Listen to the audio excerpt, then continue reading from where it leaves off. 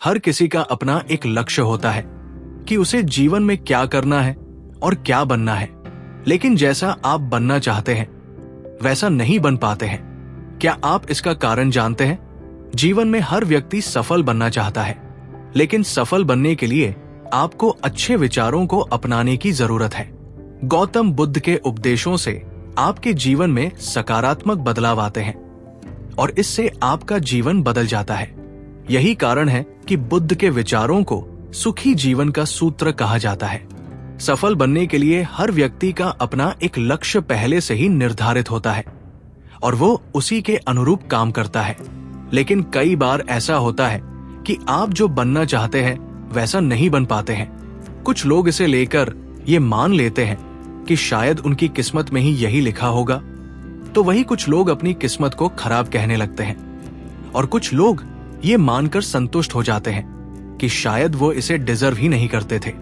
लेकिन इसका असली कारण कुछ और ही होता है। गौतम बुद्ध की इस कहानी से जानते हैं इसका कारण। एक बार गौतम बुद्ध को एक सभा में उपदेश देना था।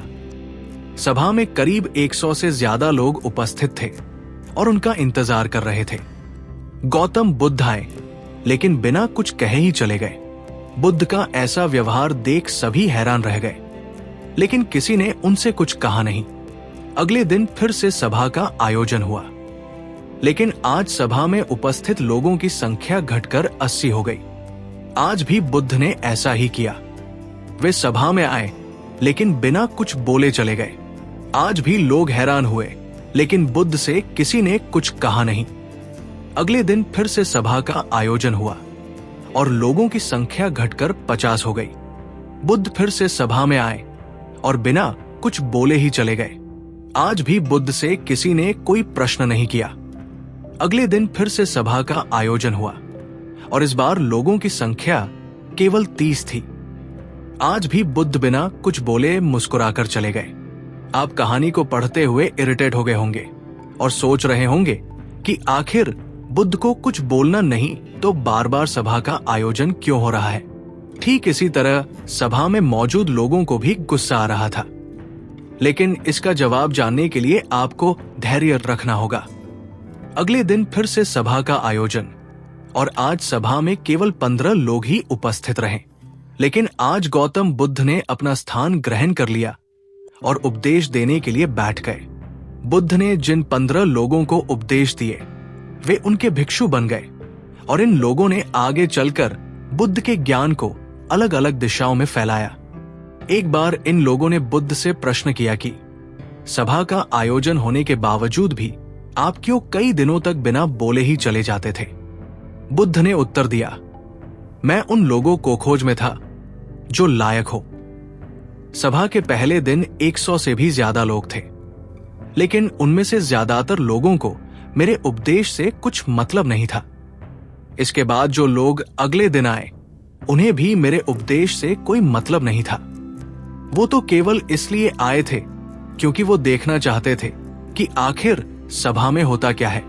लेकिन मुझे ऐसे लोगों की तलाश थी जो मेरे ज्ञान को जनवरी से जनवरी तक पहुंचाए। मैं कई दिनों तक इसलिए बिना बोले चला गया क्योंकि मैं ये देखना चाहता था कि आखिर वो कौन लोग हैं तो सच में मेरे उपदेश को सुनना चाहते हैं और जिन्हें वास्तव में ज्ञान पाने की प्यास थी। ऐसे लोग ही रोज आए। गौतम बुद्ध कहते हैं कि जिनके भीतर धैर्य था उन्हें मुक्ति का मार्ग मिला और जो लोग जल्दबाजी में थे वो आज घर पर बैठे हुए हैं। बुद्ध कहते हैं कि जिन लोगों में धैर्य का गुण होता है वे जीवन में कुछ भी पा सकते हैं। फिर चाहे आपका लक्ष्य कुछ भी हो, बिना धैर्य के कोई भी सफलता के लक्ष्य तक नहीं पहुंच सकता। धैर्य को कैसे बढ़ाएं? आज भागदौड़ भरी जिंदगी में लोगों में धैर्य नहीं है। सभी में जल्दबाजी और शीघ्र अतिशीघ्र किसी कार्य को करने की होड़ मची है।